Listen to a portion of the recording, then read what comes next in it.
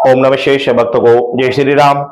आज का जो मैं प्रयोग बता रहा हूं, ये एक ऐसा प्रयोग है, इस एक प्रयोग के द्वारा आपका कोई भी कार्य हो, बिजनेस का हो, वंशीकरण का हो, किसी का प्रेम से संबंधित हो या फिर सिद्धि से संबंधित हो, कैसा भी कोई भी कार्य हो, अच्छा हो या बुरा हो, दोनों कार्य इसके द्वारा हो जाते हैं। ठीक है ना, दोनों ही प्रयोग इससे हो जाते हैं, ये मैं आपको बता दे रहा हूं। लेकिन अगर आप गलत प्रयोग करेंगे तो इसकी जिम्मेदारी आपकी होगी। ठीक है ना, क्योंकि गलत का भुगतान भी आपको ही करना है। लेकिन जो प्रयोग बता रहा हूं, इस प्रयोग के द्वारा आप अच्छा बुरा कैसा भी कार्य आप इसके द्वारा कर सकते हैं। सिद्धि प्राप्त करनी है, दिव्य दृष्टि प्राप्त करनी है, एनीथिंग, कुछ भी कार्य हो, आप इस प्रयोग के द्वारा आप कर सकते हैं।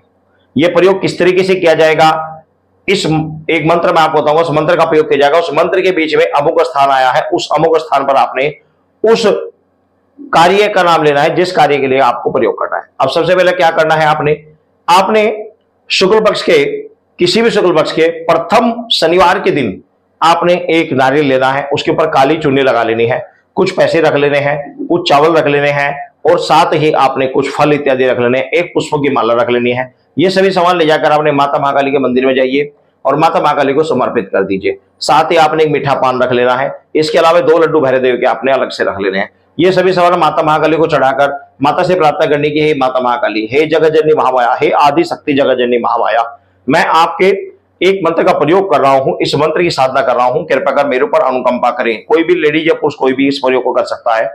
प्रार्थना करके 2 लड्डू भैरवदेव को भोग लगाकर और माता महाकाली के मंदिर से कोई भी पुष्प लेकर अपने घर पर आ जाए। अपने पूजा स्थान पर आकर वह पुष्प आपको वहां पर रख देना है। ठीक है ना, वह पुष्प चाहे आपका चढ़ा हुआ हो, कोई आपत्ति नहीं है। पहले से चढ़ा हुआ तो कोई दिक्कत नहीं है, अगर आपका ही चढ़ा हुआ तो वो ही ले लीजिए, आप, कोई आपत्ति नहीं। पूजा स्थान पर रखकर आपने अपने घर में पूजा स्थान पर पूजा प्रारंभ कर देनी है। शनिवार के दिन से ही पूजा प्रारंभ कर देनी है। पूजा का समय सुबह सूर्योदय से पहले या शाम को सूर्यास्त के बाद रहेगा।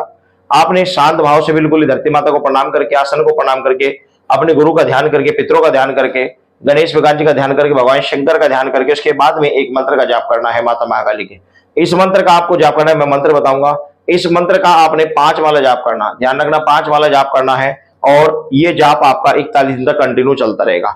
माता महाकाली के मंदिर में आपको सिर्फ पहले शनिवार जाना है, उसके बाद में बीच में जितने शनिवार पड़ेंगे सभी शनिवारों मंदिर में जाना है। लेकिन नारियल इत्यादि जो भेंट चढ़ा रही थी वो पहले शनिवार चढ़ेगी। बाद में केवल आप कोई भी भोग प्रसाद, जैसे कि आप काले रसगुल्ले लेकर जा सकते हैं, पेड़े ले जा सकते हैं, आप लड्डू ले जा सकते हैं, आप मीठा पान ले जा सकते हैं, इस तरह का कोई भी, या लौंग बतासे इत्यादि आप ले जा सकते हैं।